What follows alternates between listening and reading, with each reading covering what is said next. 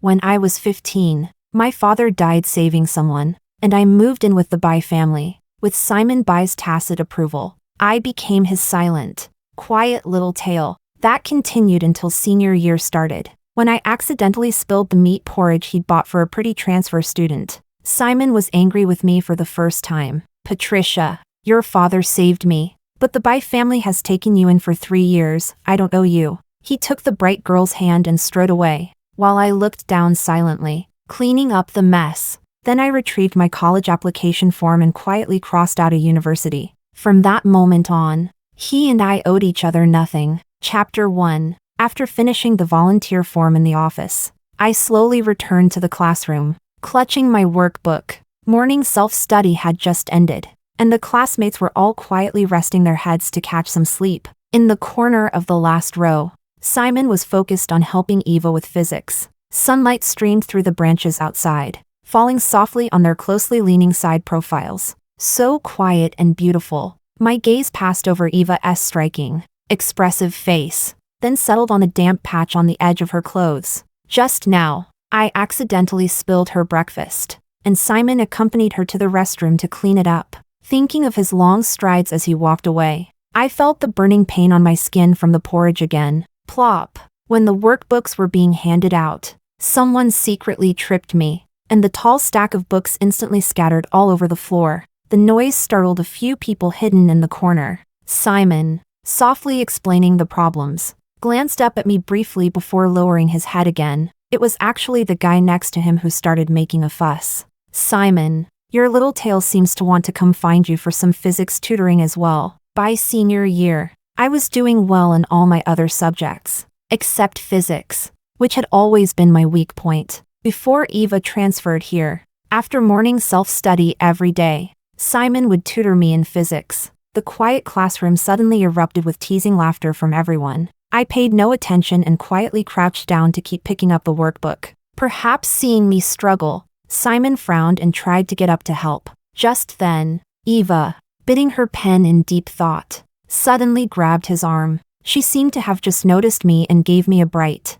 confident smile. Patricia, sorry, I'm not good at physics. The teacher put us in the same physics study group. First come, first served. I can't give him up to you. After saying that, Eva playfully stuck out her tongue, a faint blush coloring her cheeks. Her pretty face, paired with a poised expression, was truly a world apart from my quiet, reserved demeanor. Teacher Bai, I think I'm starting to understand. Could you please continue explaining?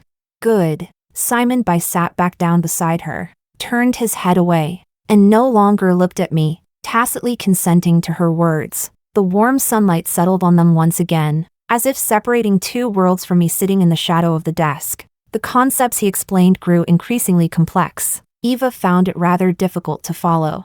The pretty girl frowned, biting her pen cap, then propped up her chin and tilted her head, staring intently at him. Simon, you have such long eyelashes. Focus. Simon's expression remained cold and indifferent. He appeared unmoved by her teasing. All right, she muttered quietly to herself, then subtly moved a little closer to him. I admired that beautiful moment a few times while holding my workbook, then quietly turned and left. First come, first served. But it was clearly Simon who whispered right into my ear and asked, Patricia, from now on, will you only see me? Chapter 2. During lunch break, the classroom was nearly empty. I ate my lunch while working on physics problems. Beside me was another packed lunchbox, containing sweet and sour pork ribs and a braised chicken leg, already cold. That was something I got after waiting in a very long line. But Eva had just transferred and wasn't used to the food in Ijong's cafeteria, so Simon accompanied her to eat at a restaurant outside. Today's meal was a bit salty, and I gradually found myself distracted while working on problems. Why are you crying? You're such a weakling. A pair of slender hands tapped on my desk, followed by a pack of tissues and a box of strawberry cake. I looked up to see the person take a medal out of their crossbody bag and place it on my desk. National Physics Competition Gold Medal. David, you're back? I grabbed 2 tissues and wiped the tear stains on my face carelessly, feeling somewhat surprised. David was my desk mate in sophomore year, but in senior year, he transferred to the physics competition class. In the first half of the year, he left school to attend a physics training camp at C University, so I rarely saw him. Today, David wore a black thin hoodie, with the sleeves rolled up to his elbows, revealing a bit of muscle on his forearms. He looked like he had matured a little. If you don't come back soon, Simon will bully you to death. Starting today, I'll help you catch up on physics. David pulled open the seat next to me and sat down without a word. The workbook that had been lying beside me was taken by him, and his slender hand picked up a red pen and quickly began marking. Hearing Simon's name, I sniffled quietly again. No, that's not necessary. Seeing more and more red crosses on the workbook, I felt a flush of shame and instinctively wanted to refuse. But David was decisive. Once he finished marking, he immediately grabbed a scratch paper and began explaining the problems. You used the wrong formula for this problem. His voice was deep, yet clear and strong. Unlike Simon's methodical style, David's thinking was quite scattered when he explained physics. Before long, the scratch paper was covered with his neat notes. I couldn't refuse, so I quickly focused to keep up with his line of thought. By the time I finished correcting the mistakes and came back to my senses, David was already happily devouring the box of sweet and sour pork ribs. Trying hard to remember, it seemed that I wasn't that close to him. I don't know, maybe he's just more eager to help his classmates. Chapter 3. After that evening's self-study, I stood in the bicycle shed waiting for Simon. I didn't intend to follow him home. I had just left my keys at his place that morning. From afar, I saw Simon in the night. He was strolling slowly with one hand in his pocket, and beside him bounced the lively Eva. She lifted her lovely face, her eyes bright as she coquettishly sought attention. I improved in physics today. Teacher Bai, you owe me ice cream as a reward. Simon Bai kept a stern face but still nodded reluctantly. He seems almost powerless against girls who act coquettishly. Last autumn, the whole class went hiking up nearby Tiger Leaping Mountain, and I collapsed halfway due to exhaustion. At that moment, Simon was crouching in front of me, gently rubbing my head. Patricia, just act a little coquettish. If you do, I'll carry you up. Yet, after waiting for a long time, I stammered but kept a straight face and said nothing. Since my father died in the line of duty, I've rarely smiled, let alone acted coquettishly. He gave a helpless smile and instantly hoisted me onto his back. I really lost to you. That day, fog rose on the mountain, and it was very cold, but Simon's back was warm and reassuring, easing the unease in my heart. Yay, Teacher Bai, you're my favorite. The evening breeze carried the girls' delighted laughter and faint words that seemed like a confession. When I came back to my senses, Simon had already taken out the keys and been waiting for quite a while. Walk home by yourself. Don't say nonsense to my mom. Eva noticed me and, feeling a little embarrassed, hid behind Simon. But when she quietly peeked out, she revealed a slightly hostile smile. I took the keys, tugged at my backpack, and turned to leave. Chapter 4. When I returned to the Bai families, Simon's mom had made sweet soup for a late-night snack. She kindly took my backpack and then peeked over my shoulder. Her gaze finally settled on the faint redness at the corner of my eyes. Patricia, why are you crying? Why did you come home by yourself today? Where's Simon? Did he bully you? If you've been wronged, tell Auntie. There's no way I'll let him off. Mrs. Bai is a very gentle woman and treats me well. Years ago, after Dad sacrificed his life saving Simon from some thugs, it was Aunt Bai who decided to take me into the Bai family. It's nothing, Aunt Bai. I've just been slipping in my grades lately. Sitting at the dining table, I slowly sipped the sweet soup. Spoonful by spoonful, the cassava dumplings were soft and chewy, warming away all the chill inside me. Meeting the worried look in her eyes, I gave a small smile. Remembering what Simon said earlier, that he no longer owed me, I hesitated for a moment before finally speaking. Aunt Bai, I would like to apply for dormitory accommodation. With just a few months left before the college entrance examination, living in the dorm would give me more time to study. When Mom Bai heard my request to leave home, she was momentarily surprised. She didn't think much of it. She simply opened her phone calendar and carefully counted the days. Though a little reluctant, she agreed for the sake of my studies. Mom Bai smiled, her delicate, soft hand gently resting on my head as she stroked it. Your scores have already passed the threshold. Attending a university with Simon won't be a problem. You don't need to feel so much pressure. During the time we were filling out university applications, Simon would mention his own choices deliberately or unintentionally every single day. It wasn't until I confirmed I was applying to a university with him that he finally felt at ease. Thinking back to how I changed my own application during the day in the office, I quietly swallowed a mouthful of sweet soup. Aunt Bai, could we hold off on telling Simon about my dorm arrangements for now? Under the light, my expression was very serious. Mom Bai looked somewhat surprised, but she only assumed we had quarreled and were sulking a little. After all, over the past 3 years, she had clearly seen how much her son liked me. All right. If that stinky kid Simon finds out, he definitely wouldn't want to let go. Seeing that it was getting late, she carried the remaining bowl of sweet soup back to the kitchen. Shortly after came the call urging Simon to return home. Chapter 5. The next morning, Simon and I left without saying a word between us. Downstairs, Simon rode his bike and stopped a few meters away from me. Eva twisted her ankle last night. I have to give her a ride. You walk by yourself. He rarely offered an explanation, clearly worried I might insist on sitting in the back seat. In response, I just nodded expressionlessly. Simon frowned, unused to my coldness, but he seemed to remember something and quickly pushed aside the awkward feeling. From now on, we should leave the house separately. Some classmates have moved to the nearby complex, and if they see us together, they might misunderstand. I don't want strange rumors spreading in class. As he spoke, he suddenly thought of something, and a faint smile appeared on his lips. What could he be thinking about? It must be Eva's sulky, jealous face, so vivid and beautiful. Oh, I nodded and left without looking back. I didn't tell Simon that from now on, there was no chance of us going out together and being misunderstood. Because from now on, I won't be living here anymore. Chapter 6. The spring chill lingered, and there were few pedestrians on the road early in the morning. I tightened the sweater beneath my school uniform and sluggishly made my way to school. Patricia.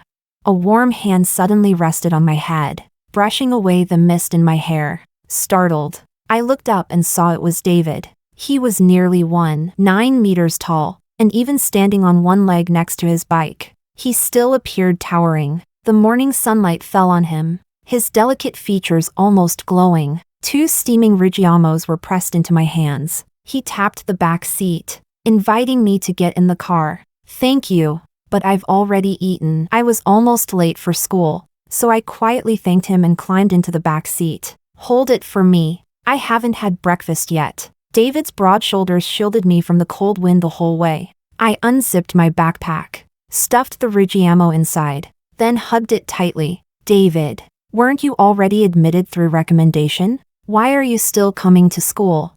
Yesterday, their competition class just returned, and the school immediately put up banners celebrating the good news. David won the national gold medal in physics and has been admitted through recommendation to the top university. See University's elite physics program. We've at least been childhood sweethearts, so I have to have your back, to make sure you don't get bullied. Besides, your physics is so bad, what would you do without me?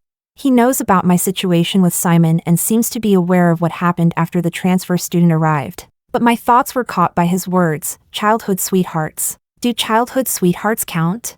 I met David that year when I was in 8th grade. One day after school, I went to the alley behind the school to buy fried skewers. But I found David cornered and beaten by some thugs. He was beaten almost to death, his face covered in blood. I immediately called my dad, who was on duty at the police station, crying and begging him to come save him. It was nearly dusk, and there was a light, cold rain at the time. I knelt beside David, holding an umbrella over him without daring to touch him, terrified and weeping uncontrollably. Hey, wake up, you mustn't die. David, whose hand was hurt, woke up groggily and looked up to see me. You're pressing on my hand. Why are you crying? It's so pathetic. Later, I learned that David's parents are both accomplished professors who often go abroad for research and academic exchange, so he had plenty of pocket money, and those thugs came to extort money from him. To repay the favor, David treated me to fried skewers for quite a long time.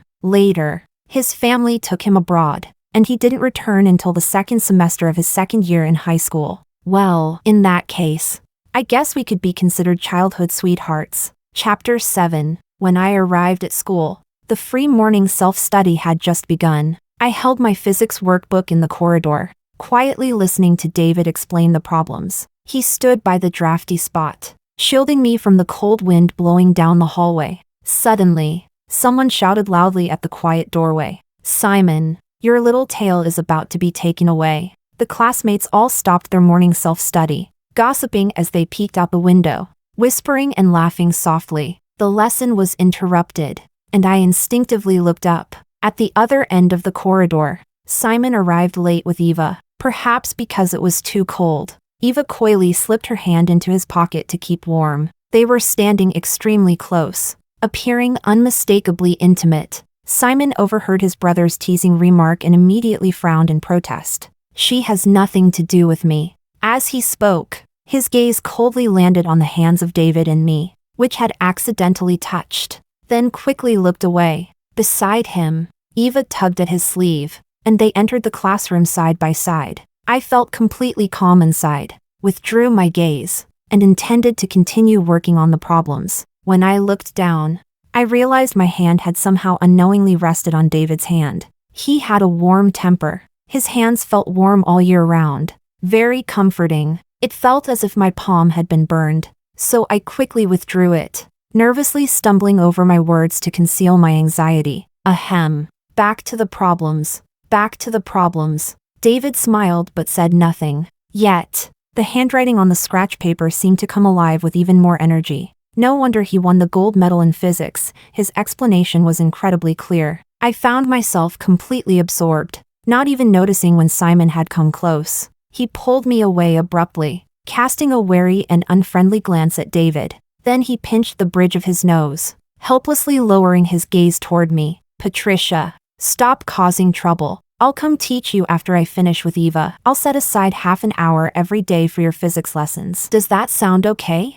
Simon seemed to be making a reluctant concession, his tone tinged with superiority. He was waiting for me to give in, to obediently agree like before and say, "Simon, you're so kind." But I just broke free from his hand and took 2 steps back. "No need." I pointed again at David. "He teaches better than you." After being rejected in front of everyone, Simon's expression instantly turned cold, and his words carried a hint of sharpness. "Suit yourself." He strode back to the classroom with long legs, but after a few steps, he stopped and said coldly, "Since you enjoy studying physics so much, you don't need to come to my birthday party tonight. Today is Simon's birthday. Every year, I make sure to celebrate it with him." I blinked and nodded. "Oh." Simon looked even more sullen and quickly hurried back to his seat. The bystanders immediately grinned slyly and continued teasing. "The little tail has finally been shaken off." That person was Simon's brother, who always shamelessly embarrassed me in public. What upset me even more was that Simon never stopped him. Ouch. That hurts. It really hurts. I came back to my senses amid the cries, and David had already moved to the window. He leaned through the window, grabbed the man's collar, and forcibly dragged him halfway out. "If you keep talking like that, I won't hesitate to sew your mouth shut next time." With my sparkling eyes, David gave that person's face a hard slap. "Apologize." Sorry." Amid the crowd's laughter, the person blushed and stammered an apology. David released his grip and returned to my side, slipping back into his obedient good student demeanor. "Thank you, David." I looked up at him and whispered my thanks, unable to hide the smile on my lips. He leaned down close to me, pretending to be serious. "To repay me, you even stood in line to get sweet and sour pork ribs for me at lunch today." He leaned in a little too close, his warm breath falling on my face. I awkwardly pushed against his chest to put some distance between us. Oh, okay. Chapter 8. After evening self-study, I received a message from my mom. "Patricia, today's for celebrating that brat's birthday, right? Don't stay out too late. And remember to wear a jacket, it's cold." My fingers tapped away at the keyboard before I finally replied with a simple okay. After sending the message, I scrolled through Simon's friends circle. The photo shows 2 hands tightly clasped, with the caption, "You on the left, I leaning closely on the right." This is a song Simon loves to listen to. Before Eva came, he often softly hummed it beside me. He didn't come to evening self-study today. The 2 seats behind were completely empty. It turned out he went to celebrate his 18th birthday with Eva. There were quite a few likes under it in the friend circle. Everyone had seen it. Friends who were out of the loop thought the person he was holding hands with was me and openly sent their blessings. After 3 years of effort, he finally chased down the little tail. "Congratulations on your secret crush coming true." That comment appeared for less than a second before Simon immediately deleted it. I closed my phone without any extra reaction. No likes, no comments, no well wishes. From the moment he said, "I don't owe you," we had already become strangers. Patricia. Walking out of the school gate, I saw David far ahead, standing under the streetlight, pushing his bike and waving at me. He stood lazily, the faint light casting a small shadow over his brow. I suddenly noticed a tiny red mole at the corner of David's smiling eye. I pressed my hand over my chest and immediately felt as if a butterfly were flapping its wings, soaring high inside me. "David." I walked over slowly and greeted him. "Today is my birthday, and my family is all overseas. Since I helped you with your physics problems, why don't you keep me company for my birthday?" David casually took my backpack and slung it over his shoulder, casually bringing it up as if in passing. I nodded and expertly got into the back seat of the car. "Sure." Chapter 9. I took David to a ramen restaurant I really like. Before my dad passed away, he would bring me here every year for my birthday. By the entrance to the shop, there was a claw machine. Each time you come here to eat a bowl of noodles, you earn a chance to enter the raffle. The grand prize is a giant ramen figurine. The shop served us 2 bowls of thick soy sauce tonkatsu ramen. David and I sat side by side, focused on eating the steaming noodles. The soft-boiled egg was tender and delicate, and the tonkatsu broth was rich without being greasy. "This cup is for you, David. Wishing you a happy birthday." After finishing all the chewy thick noodles, I raised my barley tea to clink glasses with him. David drank his tea in one serious gulp, accepting my birthday wishes. "Then my wish this year is for your physics to improve so you can get into the university you want." He smiled and sincerely made a wish to the ramen figurine in the corner. I pulled the points card from my school uniform pocket and handed it to the shop owner. It had 20 points on it. This was originally meant for Simon. For the past 2 years, we've come here to eat ramen every year on his birthday. Unfortunately, luck wasn't on my side. I failed to win that much-desired ramen figurine 2 years in a row. Thinking of this, I looked up at David, who was now leaning against the claw machine glass, grinning foolishly. "This year is different. This year it's David. He's definitely going to get picked, right?"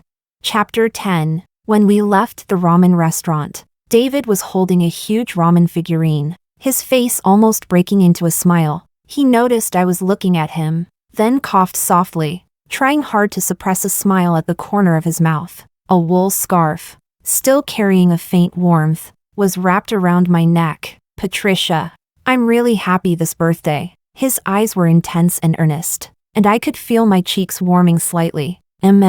As long as you're happy." I buried my face in the scarf, secretly hiding the smile at the corner of my mouth. Chapter 11. David dropped me off at the foot of the Bai family's building and promised to pick me up tomorrow morning. I took a deep breath and gently tapped my cheek. As I neared the shadowed stairwell, a strong smell of smoke drifted toward me. I frowned and tried to step aside, but Simon suddenly grabbed me. Cigarette butts littered the floor at his feet, and the corner of his lips still bore a fresh pink lipstick stain. "Where's my birthday gift?" Simon ran his fingers irritably through his hair, then suddenly pinned me against the corner wall. "Let me go." In the darkness, we were far too close. His breath, heavy with the foul scent of smoke, brushed against my ear. This kind of close contact made me feel a little sick. I struggled hard, but couldn't break free. "Patricia, where's my birthday present?" There was a faint scent of alcohol on him, and he looked somewhat tipsy. I hugged my backpack tightly to my chest, trying to keep some distance between us. Simon's gaze landed on the ramen figurine keychain hanging from my bag, his eyes lighting up slightly. "I knew it. You went to the ramen store and pulled a doll for me, didn't you? You didn't get the ramen figurine again this year?" "It's okay. I like the keychain just as much. His tone suddenly softened as he raised his hand to remove the buckle, taking advantage of his momentary lapse. I pushed him hard, shoving him into another corner. Then I ran a few steps outside the building and stood under the bright streetlight. There were some cardboard boxes piled in the corner. Simon stumbled a few times and nearly tripped. But he didn't get angry. He just looked at me with the pitiful eyes of a little dog feeling wronged. I know you're upset that I'm celebrating my birthday with Eva tonight. She asked me to stay overnight, but I refused. There are still 2 hours until midnight. Stay with me one more time. Once again, that condescending look, as if his kindness toward me was a favor. Simon strode over and effortlessly clamped my arm, trying to drag me out of the neighborhood. He was too strong, and his grip made my arm ache faintly. What scared me even more was the look in his eyes, deeply aggressive, as if he wanted to devour me alive. You're hurting me. Simon, let go. I desperately slapped his hand, struggling wildly, tears brimming in my eyes. Patricia, do you like me? Simon, who hadn't taken many steps or finished speaking, was suddenly kicked hard. He flew past me like a kite with a broken string, then crashed to the ground, letting out a muffled groan of pain. Before I could see what was happening, my back was already pressed against a warm chest. A large hand gently clasped my shoulder, and a physics workbook appeared under the light. Why are you crying? You're such a weakling. Chapter 12. That physics workbook was stuffed into my school bag by David. Immediately after, he raised his leg and kicked Simon hard twice in the back. Didn't you hear her telling you to let go? Didn't you hear her say you hurt her? This was the first time I saw David so angry. His thin lips pressed into a straight line, his whole body trembling involuntarily. But the pressure resting on my shoulder was still very gentle. After a few kicks there, Simon sobered up quite a bit immediately. His gaze landed on the back of David's bike, where a huge ramen figurine was tied. Then it shifted to my neck, where a scarf matching David's jacket was wrapped. His eyes immediately reddened. Damn it, David.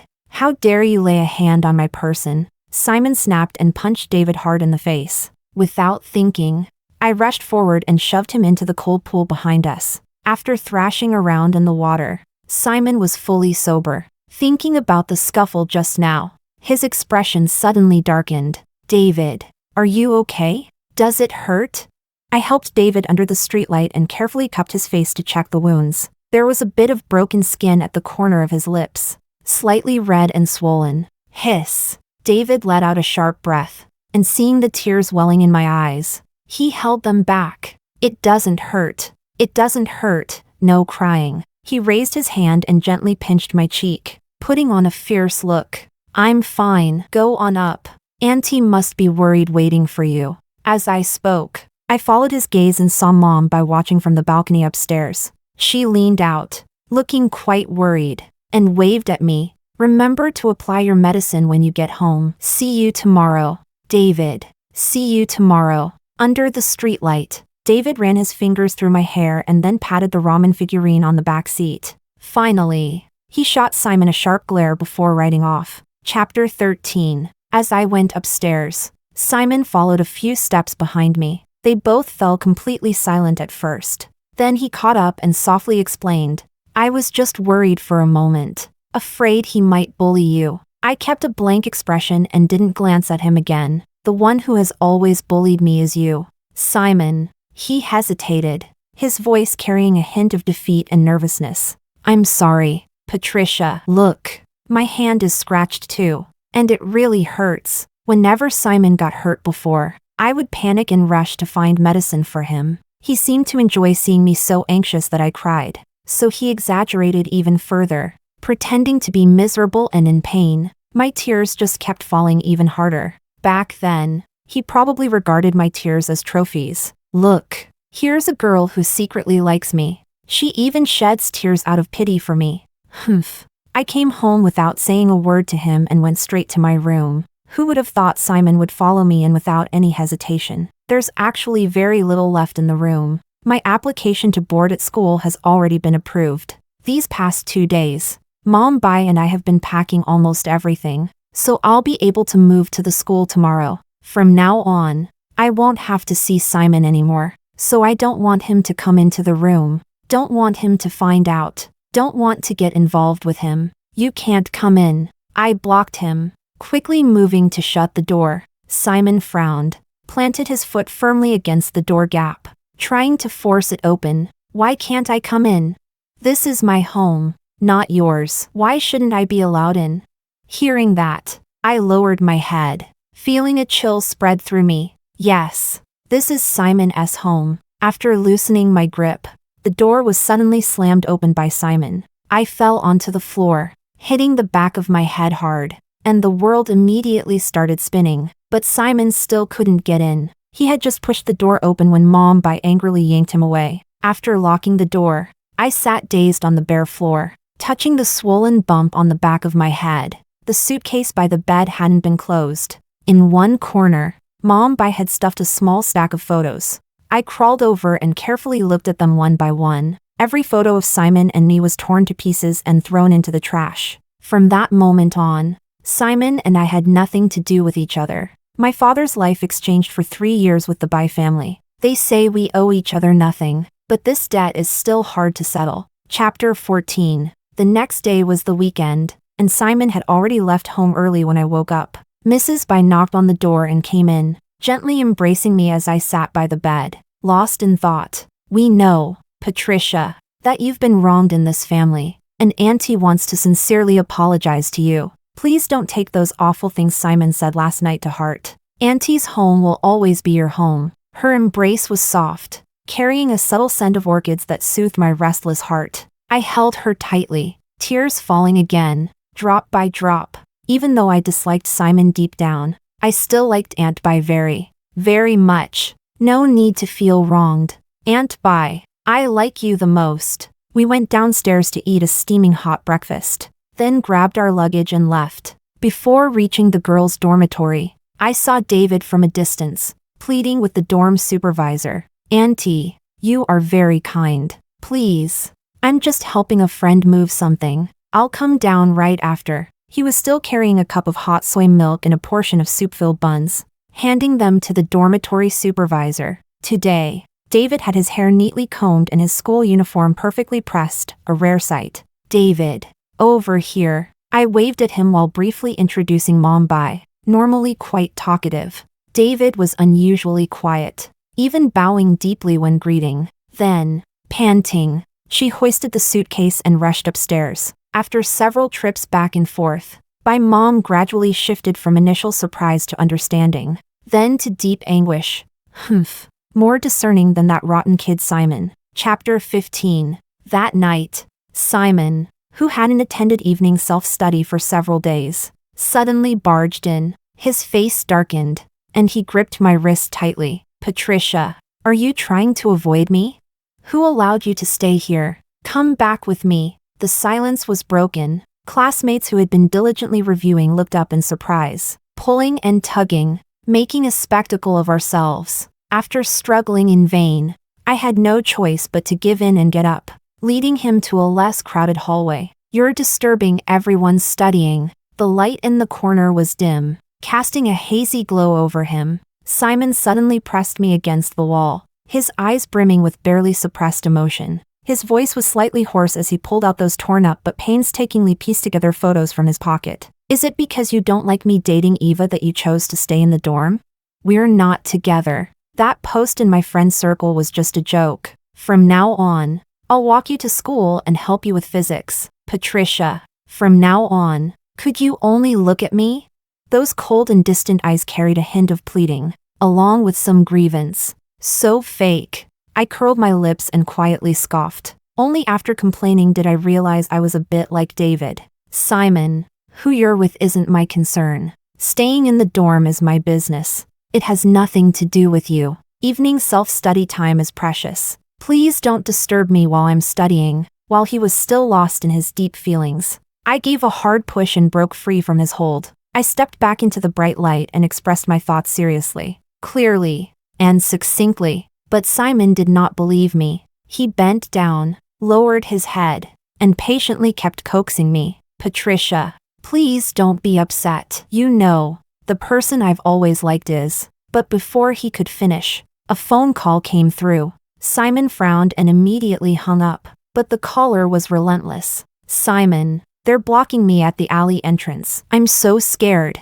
On the other end of the phone was Eva's soft, delicate crying. It melted anyone's heart. Sure enough, Simon's expression changed dramatically as he hurriedly asked for the address. Patricia, I will come to pick you up after school. Then we can go home together. Wait for me. I will come back. The evening breeze rose gently. I stood in the soft light, watching Simon step by step walk into the darkness. See, in the end, we still belong to two different worlds. Once I broke free from the entanglement, I breathed a big sigh of relief. Just as I was about to return to self-study, the class bell had already rung. Remembering that I had arranged to meet David by the back gate fence that evening, I hurried over. Chapter 16. I arrived early. The normally bustling fence area was still quite empty. David's tall figure was very noticeable, and I found him without much effort. When he saw me, he climbed over the wall, carrying his backpack in one hand and supporting himself with the other.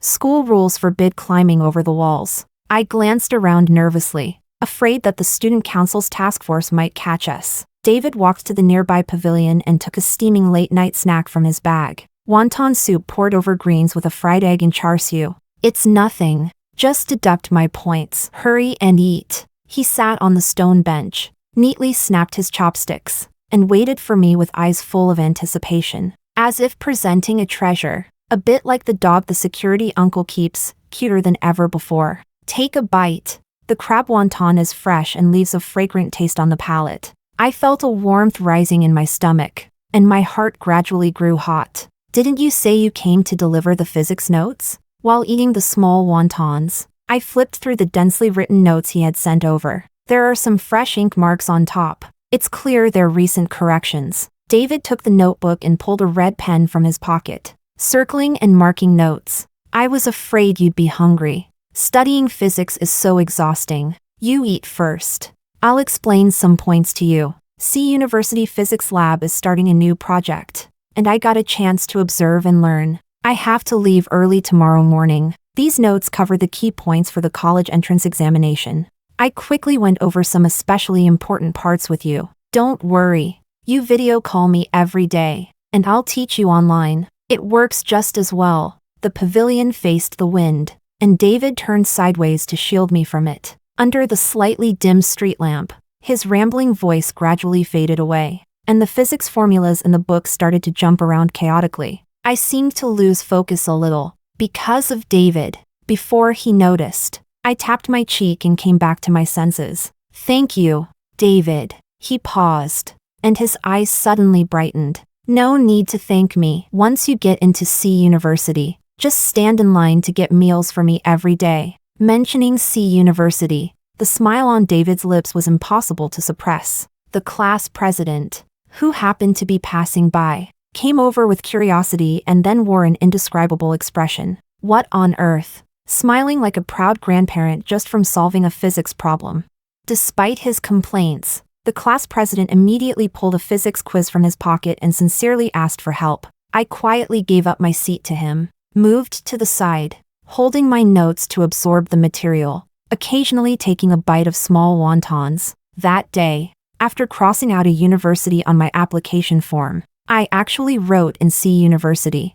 Who knows? Maybe it was destined in some mysterious way. Maybe it's fate. Chapter 17. After saying goodbye to David, the class monitor and I discussed the questions as we walked back to the classroom. After tidying up, I suddenly received several photos from Eva on my phone. The first one showed Simon kneeling on the ground, applying medicine to her thigh wound. The second showed empty bottles scattered on the floor along with disheveled clothes. The third was, damn, that's painful to look at. Blocked. Strangely enough, I suddenly recalled Simon's particularly solemn words at parting. Wait for me. I'll come back. Really good at pretending. Block the guy too. Chapter 18. The third mock joint exam went very smoothly. My physics has improved a lot these days, and David's notes hit the key points perfectly. During lunch break, I was reviewing the test papers alone in the classroom, when I heard the sound of the door locking from the entrance. A humid,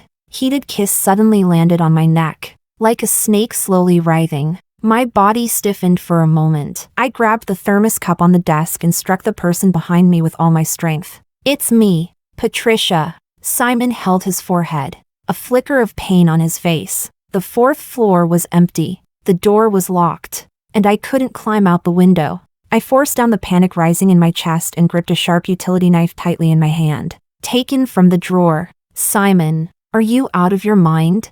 Seeing how guarded I was, Simon gave a bitter smile. His cold, clear eyes darkened slightly, and his shoulders slumped weakly, making him look especially downcast. "Patricia, I was wrong. That night when Eva was cornered by thugs at the alley entrance, I went to help her because I wanted to clear things up with her. I told her the person I like is you, and only then did I realize how much I truly like you. Could you like me once more? We'll go to a university together. We still have many years ahead of us." The corners of his eyes were red, his voice hoarse, and by the end, he unconsciously choked up slightly. In the 3 years I've known him, I've never seen Simon lose his composure like this. But what does it matter?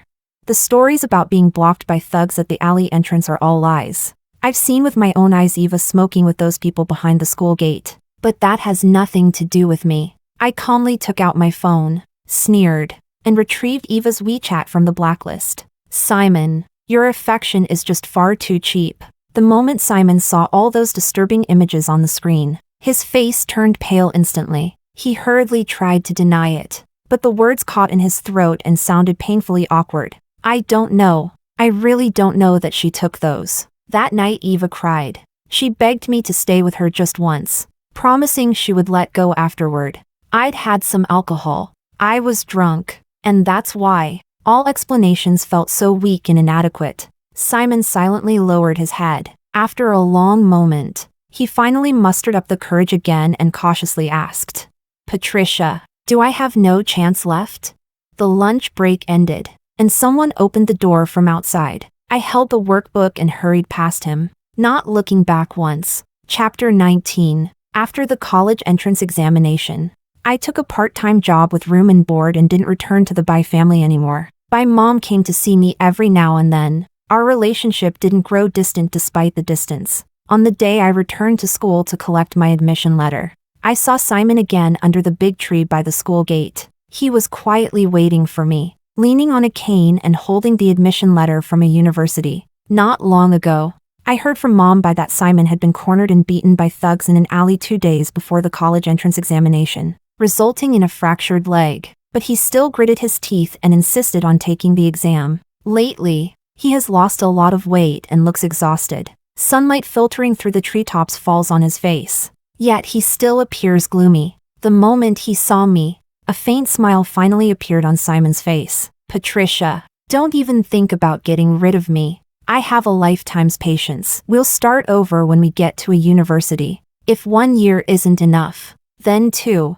If 2 aren't enough, then 3. No matter how many years, I'll wait for you." His eyes were slightly red, filled with deep obsession and possessiveness. A clingy leech that just won't let go. I frowned and pulled the admission letter from C University out of my bag, holding it up in front of him. "Simon, stop bothering me. The Bai family took me in for 3 years, but my father saved your life. I have never owed you anything." Simon shuddered all over, his eyes bleak and despondent. Everything seemed to return to the very beginning. There are ferry crossings before and behind the mountain, each with its own returning boat. Chapter 20. By the time I left the school gate, David had already been waiting for quite a while. The boy slung a backpack over one shoulder, wearing a black short-sleeve shirt with the collar slightly open. He held an umbrella in one hand and cradled a large bouquet of purple irises in the other. The flowers bloomed grandly, radiantly, much like the admiration he tried to hide but which quietly spilled out. The flower fell into my arms, carrying a faint, cool moisture. To my surprise, a small pink love letter was tucked inside the bouquet. "It's a bit too innocent." David was very nervous and avoided looking at me. He kept his eyes forward while speaking earnestly. Why should the newcomer take the lead just because they fight and scramble? Hearing that clearly, I couldn't help but laugh softly and discreetly held his hand. "David, you arrived first. After all, we're childhood sweethearts. Chapter 21. After being cornered and beaten at the alley entrance in 8th grade, David stayed at my house for a while to eat. Every day after school, he would use his pocket money to take me out for fried skewers. When we grew tired of fried skewers, it switched to ice cream. When we grew tired of ice cream, it switched to little cakes. He tirelessly used his own pocket money to treat me, until my father found out and sternly forbade it. The night before I left to study abroad, he secretly came to my house with a strawberry cake, chattering non-stop. "Patricia, I'm saving my pocket money so you can spend it all in the future. Patricia, you should also aim for C University. I beg you, so that we can always be together. You can't forget me. Don't underestimate the bond between us. Patricia, wait for me. I will come back." Story 2. Chapter 1. When Eric came back, I was lying on the bed with a face mask on, one mask for myself, and another placed on my belly for the baby. His face was dark as he tore the mask off my face and demanded, "Haven't you caused enough drama in the live stream? Now you're going to make a scene at home too? You're the one who wanted a child. I agreed to give you one, and yet you're still not satisfied?" I sat up quickly, pulling down my shirt to cover my belly, nervously meeting Eric's gaze, wondering if I had been found out. But to Eric, my reaction only seemed like a guilty admission. He sneered in disdain. "What happened to those promises you made just to become Mrs. Eric? You swore you'd accept everything about me, that you wouldn't care if Lisa was in my heart. After just a few years of living in luxury, you've already forgotten how you begged me like a dog back then? Olivia, don't push your luck. I'm taking care of Lisa and the baby, no matter what." His words were like a sharp knife, cutting away all my flesh until only a bare skeleton remained. Back then, I had thrown myself into this with courage, believing that if I gave enough, Eric would fall in love with me. I quit my job, devoting myself to being his live-in maid, cooking, cleaning, enduring his mother's constant, baseless criticisms. But the truth is, those who come to you willingly are always taken for granted. It's the ones you can't have that are cherished the most. The shame, the humiliation, the pain, it was unbearable. My eyes reddened as I shouted, "Eric, you can't use my love for you as an excuse to humiliate me like this." Eric froze, his eyes showing a flicker of regret. After a long moment, he hesitated, then reached out to wipe away my tears. But before his hand could reach my cheek, a phone rang. It was Lisa, her special ringtone, the one I had heard countless times over these past 7 years. Eric looked at me uneasily before turning away to hurriedly answer the call. A sweet,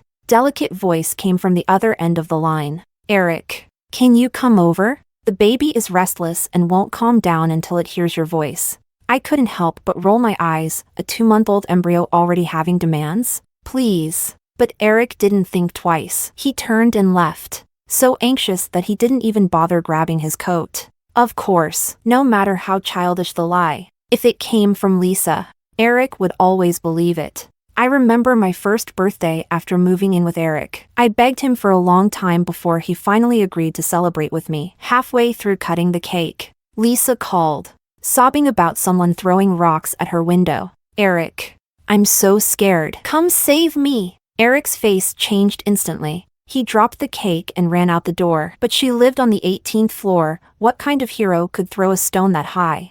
Later, when I had my appendicitis surgery, Eric convinced my mom to leave, assuring her repeatedly that he'd stay and take good care of me. Under the dim hospital lights, he just sat there quietly by my bedside, playing on his phone. I was in pain, terrible pain, but my heart was filled with sweetness. I thought, if he could just stay by my side all night like this, I would be willing to die. But a few minutes later, Lisa's call came through again. Her kitten seemed to be dying. "Eric, please, can you take it to the hospital?" Back then, I still tried to hold on to him. I reminded him, almost pleading, "Eric, you attended her cat's funeral just yesterday. Could you choose me this time?" But no matter how much I begged, he left without looking back. Now, I dismissively waved my hand at him. "Bye-bye. And don't forget to close the door." Chapter 2. Eric left with a dark expression on his face. The room instantly fell silent, and I carefully picked up the pregnancy confirmation and looked at it. That tiny dot. Yet it filled my heart with such overwhelming sweetness, as if I had eaten pure honey. After 7 years of marriage, Eric had never wanted to have children with me. My mother-in-law blamed me for being a hen that can't lay eggs, forcing me to drink a huge bowl of dark, bitter pregnancy remedies every day. That medicine was truly bitter, unbearably so.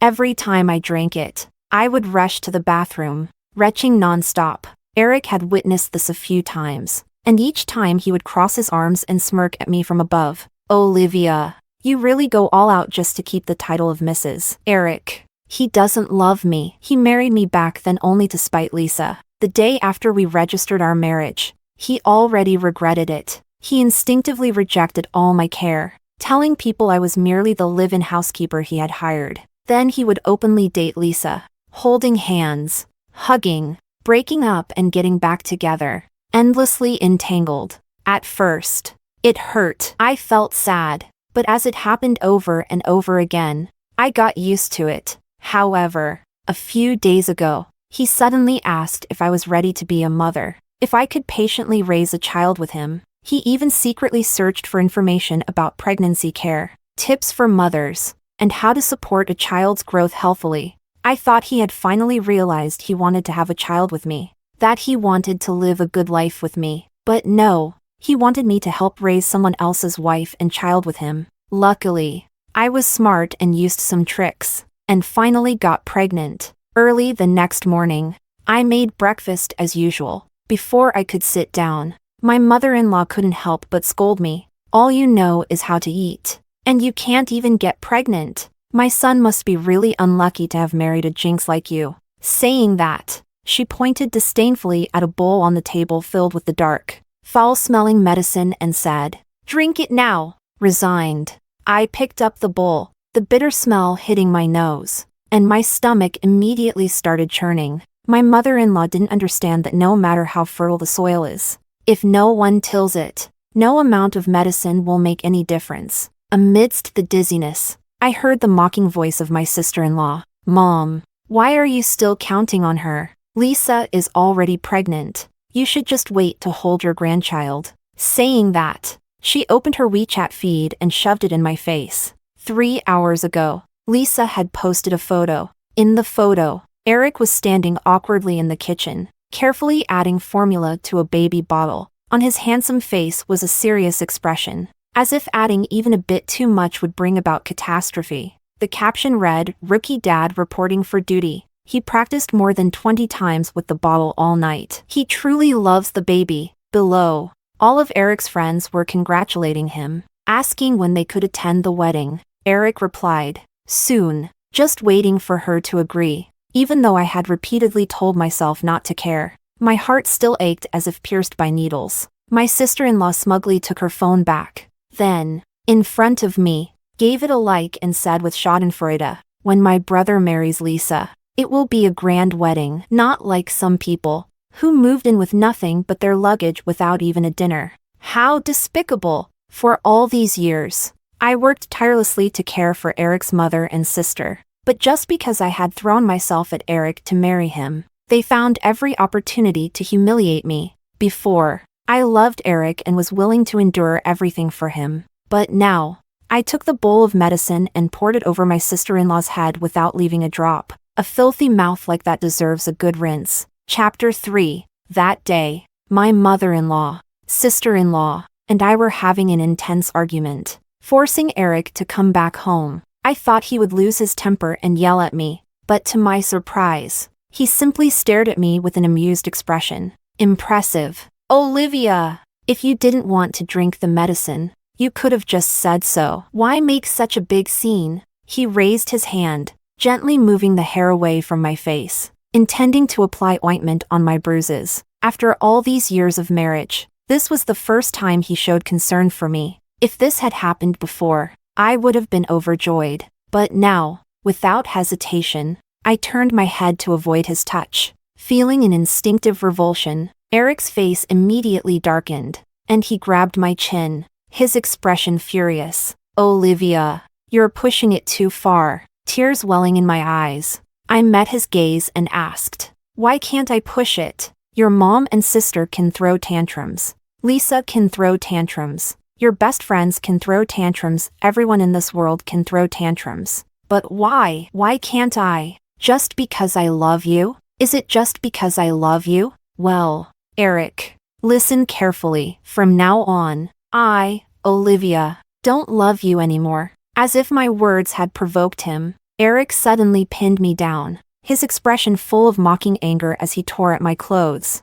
Saying you don't love me anymore now? Isn't it a bit late for that? Olivia, you were the one who came to me first. You will forever only love me. His eyes were red, filled with a raw possessiveness. Panic-stricken, I thought of the child growing inside me and grabbed something at random, smashing it against the back of Eric's head. With a loud thud, he passed out, breathing heavily with fear. I looked at the lamp in my hand, determined not to let anyone realize I had knocked him out. I also fed him some sleeping pills. And so, that night we shared a bed for the first time in 7 years. His phone rang over and over. It was Lisa. This must have been the first night in his life that he hadn't answered Lisa's calls. It was a serious move, one that led to Lisa showing up at our door the very next day, crying and demanding compensation from Eric. Her so-called compensation was to have a party for the baby inside her, right here in our home. The baby felt wronged, so it has to be a grand party to show how much you,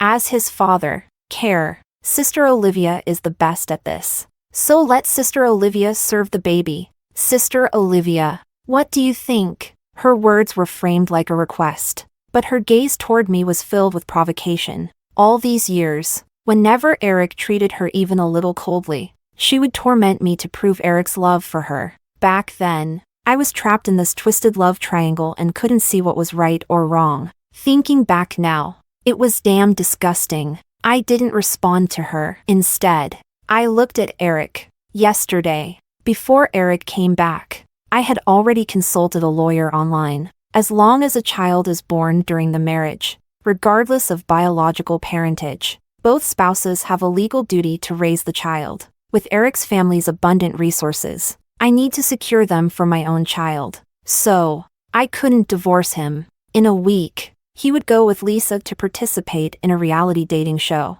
They would be gone for 6 months, maybe even a year. By the time he came back, everything would be set in stone, and it would be too late for regrets. So what I needed to do now was endure patiently for this long week. On the sofa, Eric held Lisa in his arms, his cold eyes glancing back at me, who stood to the side. With a sneer, he said, "She's just a housekeeper. Why ask her? Just tell her what to do." Saying this, he rested his head on Lisa's lap, not sparing me another look. I let out a self-deprecating laugh, shrugged, and replied, "Well then, that's overtime work. I'll need extra pay for that." Chapter 4. On the 5th evening, a luxurious banquet took place as scheduled. I barely had time to catch my breath before putting on my white uniform, holding a tray of drinks, and weaving between the various guests, serving them. After all, if Eric got dissatisfied and took away my black card, it would all be for nothing. Thinking about this, I glanced in Eric's direction. He was standing next to Lisa, who was basking in attention, talking to people. Occasionally their eyes met, and it was impossible to miss the sweetness they shared. Suddenly, without warning, a glass of wine splashed across my chest. I couldn't help but cry out, and instantly, everyone turned their attention towards me. A mocking voice spoke up. "Whoa, did you wet yourself on purpose to seduce me?" I couldn't help but look down. My white shirt was soaked, and my bra was now faintly visible. I felt extremely embarrassed. The man who spoke was staring directly at my chest, his face full of lewd intent. It was Joel, Eric's cousin and Lisa's second biggest fan. I didn't want to engage with him, so I turned and tried to leave, but he blocked my way. Quicker than me. "Why the pretense? Didn't you just get yourself wet for our entertainment? With breasts as big as yours. You must be a real flirt. Come on, let's go to the lounge. I'll let you have your fun tonight." The group of rowdy friends behind him started to cheer, each crude comment worse than the last. I felt humiliated and furious. In a voice low enough that only he could hear, I warned, "Joel, are you insane?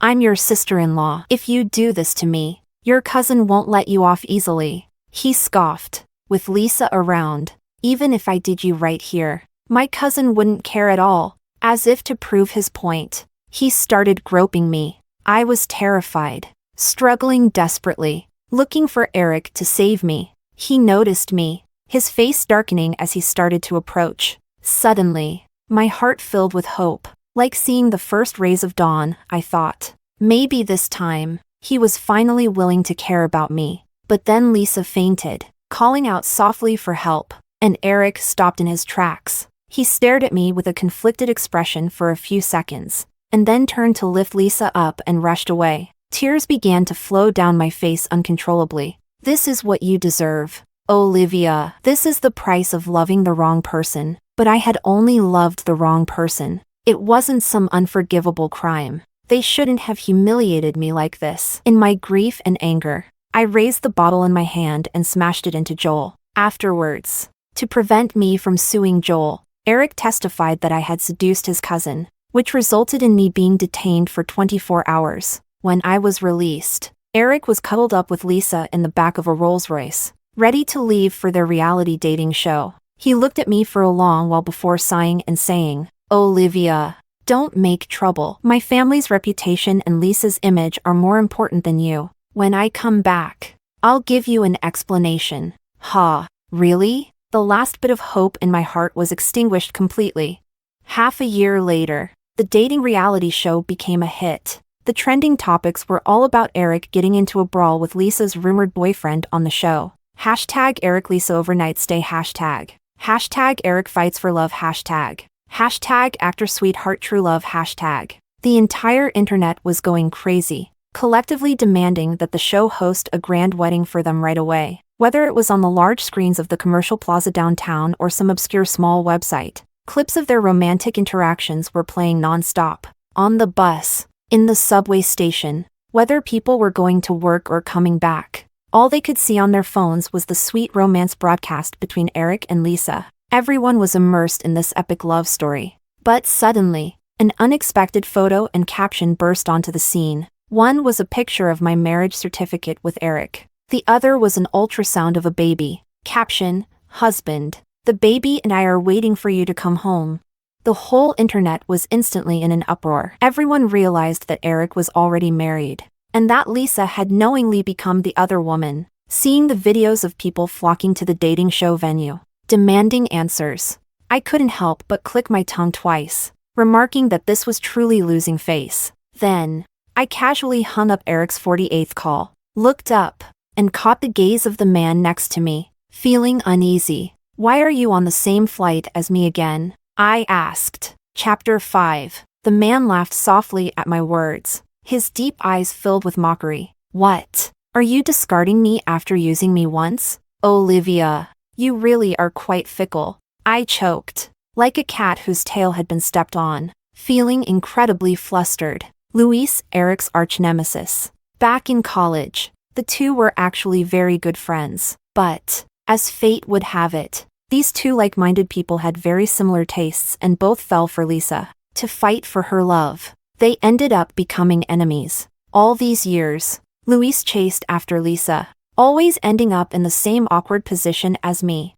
Almost every time Eric took me to provoke Lisa, Luis would be there, and then, the male and female leads would reconcile, while the two villains, Luis and I, would walk away quietly nursing our wounds. Fellow sufferers, Luis and I became familiar with each other that way. So after being left behind by the protagonists once again, I ended up sharing a few extra drinks with him. By that time, I was already emotionally and physically exhausted by all the fertility medications, and after he jokingly offered to donate his genes, I actually decided to go ahead with it. But even though he said that night that he was totally willing, why did he have to chase after me every day afterward, demanding that I take responsibility?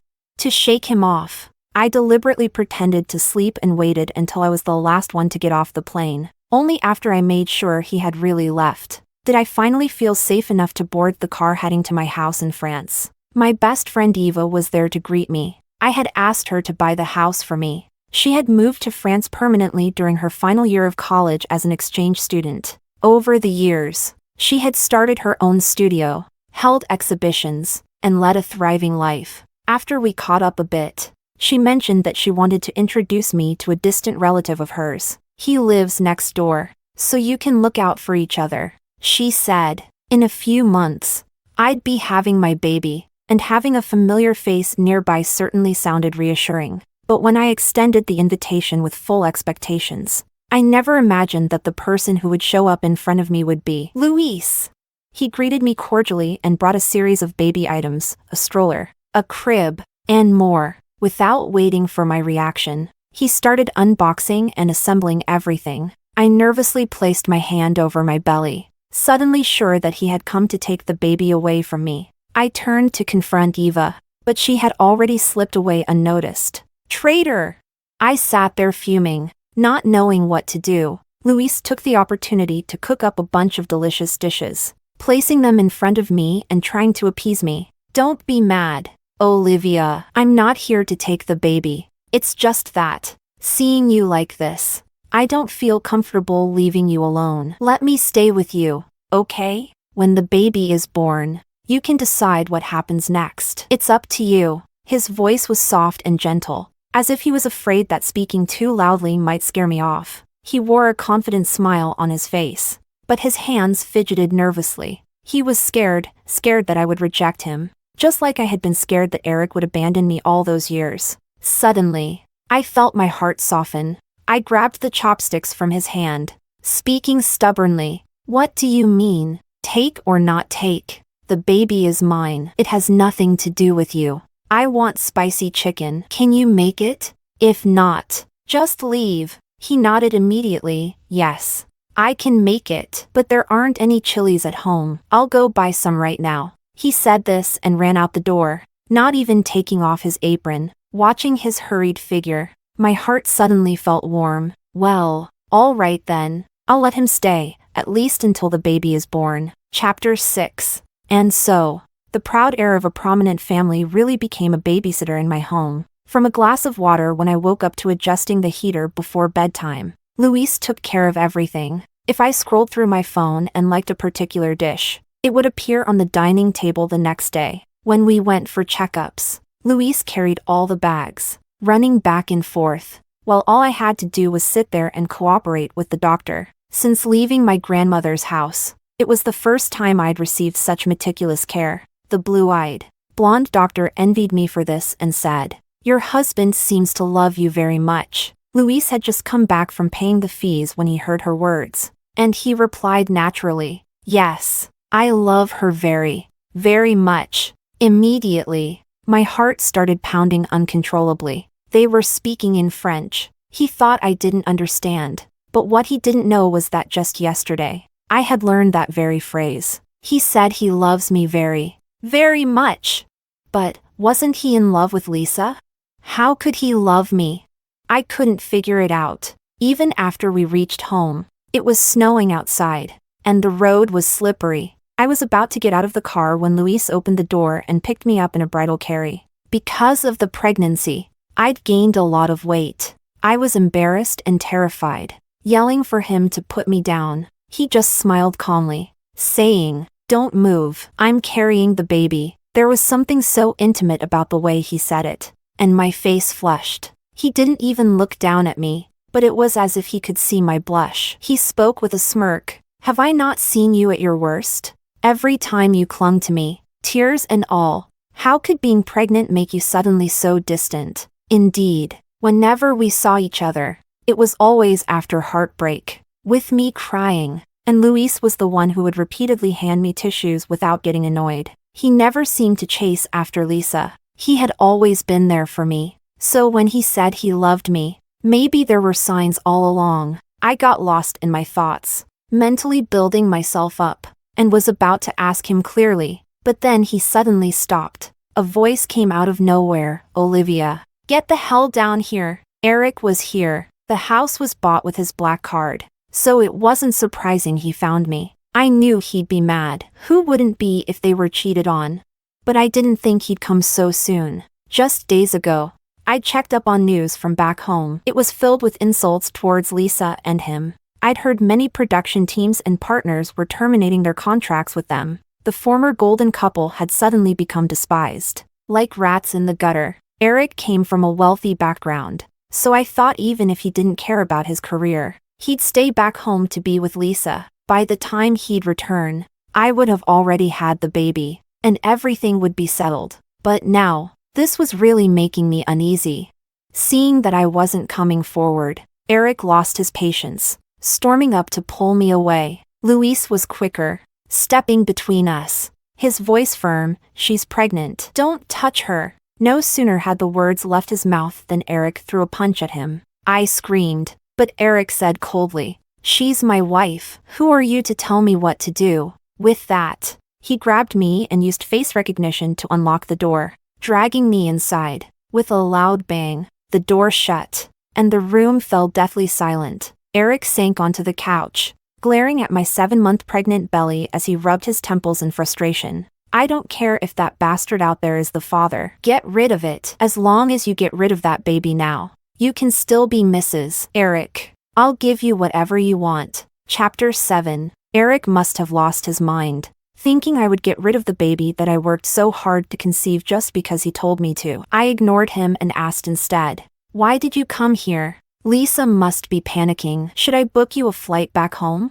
I picked up my phone and skillfully opened a booking website. Just like when I had arranged a return flight for Eric during my grandmother's funeral. I grew up without parents, and it was my grandmother who raised me. I married Eric and moved far away to Yun City, so far that I couldn't even say goodbye to her before she passed. Neighbors told me that, in her final days, my grandmother kept asking to see Eric and me one last time to fulfill her dying wish. I begged Eric to accompany me to her funeral. He reluctantly agreed, but as soon as we arrived, Lisa called in a panic, demanding Eric's attention. Eric, agitated, ordered me to book his flight home immediately. In our tradition, we're supposed to keep vigil for the deceased overnight, guiding them peacefully to the afterlife. I pleaded with Eric to stay, but all I got in return was his back as he walked away. Once, I longed for him to stay. Now, I just wanted him gone. But some people can be truly shameless. When I tried to send Eric away, he kicked over the table in anger. "Dream on. I'm not leaving," he sneered. "You're upset because I didn't want to have a baby with you? Well, abort this one, and I'll give you a child. Lisa's about to give birth, too. It'd be nice if our kids could grow up together." My child, just a companion for Lisa's? I laughed so hard that tears started falling. "Eric, you are such a bastard," I shouted. "They are both children. Why is it that you're willing to care for Lisa's but not mine?" Eric gritted his teeth and snapped. "Are you serious? It's different because you're my wife. And you went and cheated on me. Now you expect me to raise someone else's child? Olivia, do you think I'm some kind of fool?" "Oh, and what about you stepping up to raise Lisa's kid?" I retorted. "Doesn't that make you the same kind of fool?"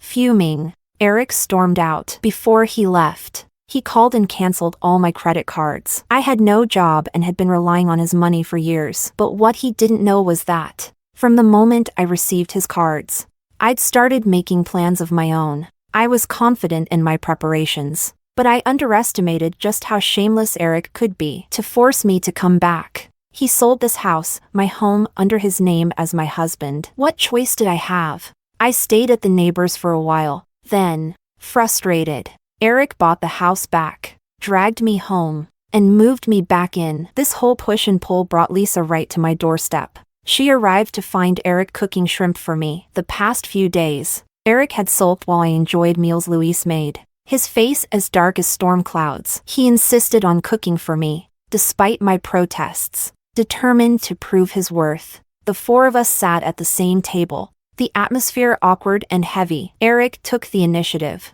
placing a shrimp in my bowl, trying to please me. "Go ahead. Try it. Isn't my cooking better than certain people's?"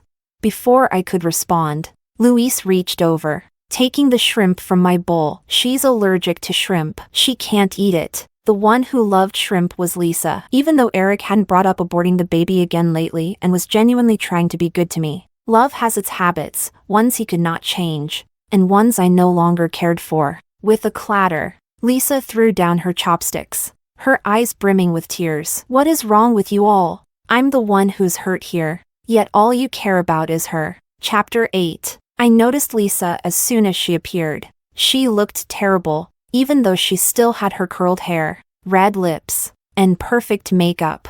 The fatigue in her eyes and the pallor of her face couldn't be hidden, not even by layers of foundation. And her child was gone. It seemed that the past month and a half had been very rough for her. She had already been unmarried and pregnant, wrapped in scandals. Fortunately for her, at that time, Eric, the famous actor, had helped her create the image of a childhood sweetheart romance. But once it was exposed that Eric was married, she immediately went from being a devoted love interest to becoming a despised mistress in everyone's eyes. Her career took a nosedive, and she faced bankruptcy due to breach of contract penalties. She was even attacked by her own fans, and it was during one of those attacks that she lost her baby. It was said that even her uterus couldn't be saved. This had happened just a few days ago. I remember hearing Eric's phone ringing over and over again that day, and he didn't pick it up even once. Lisa must have truly panicked, disregarding her health and coming here in a rush. But the man in front of her wasn't moved, watching Lisa's same old, poor acting. For the first time, I saw disgust in Eric's eyes. He frowned and snapped. Enough. Olivia is my wife, and you are only my sister. If I don't care about her, should I care about you? Ha. Now I'm his wife, and she's his sister? He never admitted it like this before. He turned his gaze toward Louise, who was silently eating, and mocked. Aren't you the one pursuing Lisa? She's crying like that, and you're not comforting her? Louise stayed silent for a while before finally raising his head to look at me, his eyes showing an uncommon seriousness. I never said I liked Lisa. I approached her because I didn't want anyone to be alone when they're feeling down. Hearing these words, my heart couldn't help but start pounding uncontrollably again. All those nights of drinking together, crying and laughing, came flooding back to my mind. So, his act of liking Lisa had all been for me? With a loud bang, the table was flipped over. Eric grabbed Louise by the collar and threatened him fiercely. Olivia is my wife. Keep your thoughts to yourself. The two men were on the verge of fighting, while next to them, Lisa suddenly collapsed to the ground. She had pretended to faint many times in front of Eric before, and every time, he would mercilessly blame and punish me for it. But this time, she really fainted. Yet Eric seemed oblivious, too busy confronting Louise. In the end, I couldn't just sit by and watch, so I called an ambulance for her. But the woman pampered by Eric still needed to be taken care of by him. After she woke up, Lisa repeatedly threatened suicide, leaving Eric with no choice but to stay by her side day and night in the hospital. I finally had a brief moment to catch my breath. It just so happened that during those days, my best friend Eva was preparing to open her long-awaited art exhibition. Back in the day, Eva and I were considered the most promising art students by our teachers. In fact, there were 2 spots available for studying abroad in France, one for Eva and one for me. But at that time, Eric and I had just started our relationship. He had once saved me from some thugs, and I ended up secretly loving him for 4 years. So, when I stood at that crossroad, I forgot the golden rule of putting myself first. And instead, I chose love, and I ended up losing everything. Thankfully, through the years of heartache, I never stopped painting. One by one, the pieces I created were a reflection of my inner state, and when Eva saw them, she was quite surprised. Olivia, it seems like you've really gone through a lot all these years, she said. So, at her suggestion, my paintings were also included in the exhibition. Chapter 9. On the day of the exhibition, I declined Louise's company and went alone. Honestly, I'd been feeling quite confused these past few days. I wanted to ask him when he began liking me, and if we had already known each other before, but I was also afraid to know the answer. 7 years of marriage had drained me of all my ability to love someone. I was too tired. Now, all I wanted was to hold on to the title of Mrs. Eric and raise the child in my belly on my own. The exhibition was a success, attracting many distinguished guests. Eva, my best friend, was pulling me along to introduce my works to everyone. When Eric appeared behind me, he casually put his arm around my shoulder, shaking hands with each person, then introduced himself. Hello. I'm her husband. Our baby will be born in just 2 months. Would you congratulate us? Everyone looked at him as if he were a fool. Only he was smiling smugly, leaning closer to whisper in my ear. Now these French guys all know you're my wife. Let's see how you and Luis keep flirting. Childish. Why wasn't he in the hospital taking care of Lisa instead of embarrassing himself here? I shook off his hand in annoyance, but when I turned, I saw Luis. He was staring at one of my self-portraits, a maternity portrait I had painted a few days ago to remember my baby's time in my belly. Originally, I didn't want to exhibit it, but Eva loved it and secretly brought it over, promising me that she wouldn't sell it. But at that moment, I saw Eva standing beside Luis, taking his credit card with a flattering smile. A loud buzz filled my head, that traitor. Just as I wanted to go over and stop her, Eric stepped in before I could reach them. He quickly snatched the card from Eva's hand, sneering, "My wife's self-portrait isn't for him to buy. Whatever he's offering, I'll pay double." Eva burst out laughing on the spot. 10 million. So, Eric, are you offering 20? Hearing that, Eric stiffened. Luis bluntly pointed out Eric's predicament. Oh, so your family has already unfrozen your accounts? Ever since the scandal broke, Eric had faced constant contract terminations and breach fees. Originally, his wealthy family background made it seem like it didn't matter. But unexpectedly, even the family business had suffered and was on the decline. To save the company, the family's head, Eric's uncle, had kicked him out. They had even blamed recent losses on Eric and froze his accounts. When had the young master of such a prestigious family ever faced such a financially strapped situation? To turn things around, he had listened to his agent and come abroad to find me, trying to play the role of a reformed man winning back his wife for publicity. But he hadn't expected that I truly didn't want to keep acting with him anymore. Watching the two of them argue and the journalists hiding in the shadows, I felt exhausted. I sent a message to Eva and left the exhibition. I didn't expect to run into Lisa at the entrance. Her eyes were bloodshot, and she looked even worse than before. Seeing me, she charged up and tried to hit me. Concerned about the exhibition, I didn't want her causing trouble there. I grabbed her hand and pulled her to a small park nearby. Lisa struggled as I dragged her away, all the while cursing. "Olivia, I had no grudges against you. Why did you have to ruin my life? Eric and I were childhood sweethearts. You're the real mistress. So why is everyone cursing me? My baby is gone. My career is gone. And even Eric doesn't want me anymore." The more she spoke, the more devastated she became. She forcefully threw off my hand, crouching down and sobbing. It was just as well. This park was usually quiet, especially during work hours. Even if Lisa made a scene, it wouldn't affect the exhibition. Turning away from her, I took out my phone and dialed Eric's number, telling him to come and deal with his mess. Lisa's cries grew louder and louder, and I never thought she would be so bold. Chapter 10. It wasn't until I heard Luis groan that I turned and saw the knife in Lisa's hand. The blade was so sharp, and it was buried deep in Luis's abdomen. Blood instantly flowed out, staining his white shirt. He, however, didn't seem to care. He reached out to touch my face and smiled. "Don't worry.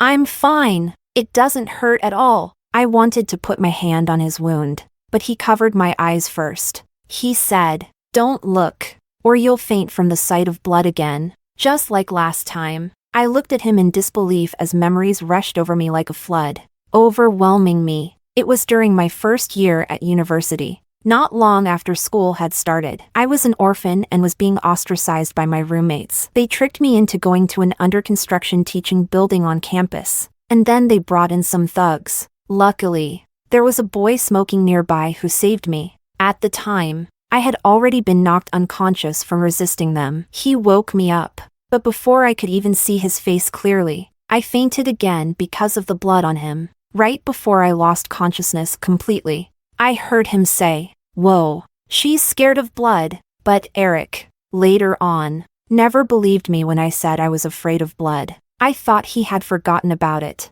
but I never imagined that there was another possibility, that the person who saved me back then wasn't Eric at all. It was Luis. Fortunately, Luis was saved in time and recovered. 6 months later, Lisa was convicted of attempted murder and would spend the rest of her life in prison. I also divorced Eric. As it turns out, on that day, there were two boys smoking at the construction site. One was Eric, and the other was Luis. When they heard my cries for help, Luis rushed over while Eric stayed back, continuing to smoke as if it had nothing to do with him. Luis chased after the thugs, while Eric took me to the hospital. When I woke up and saw Eric's name on the hospital registration form, I had always assumed it was Eric who saved me. I looked at my daughter sleeping peacefully in her crib and complained, "Why didn't you say something earlier? I went through so much pain." Luis squatted beside me, his face full of adoration as he explained, "Back then, I only saw you as a stranger. I could tell you really liked that jerk, so I didn't say anything. Later on, every time you went looking for him, you found him with Lisa, and gradually, I started to like you. Every time Eric called me over, it was just to provoke Lisa. Once they made up, they'd leave me behind again. I ended up chatting with his roommate instead. At that time, I was so focused on feeling miserable that I didn't really pay much attention to his roommate. I had no idea that it was Luis. If I told him that during all that time, I never remembered what he looked like, would he get mad? Oh well, since there had been a misunderstanding for so long, another one wouldn't matter. After all, I'm really happy now.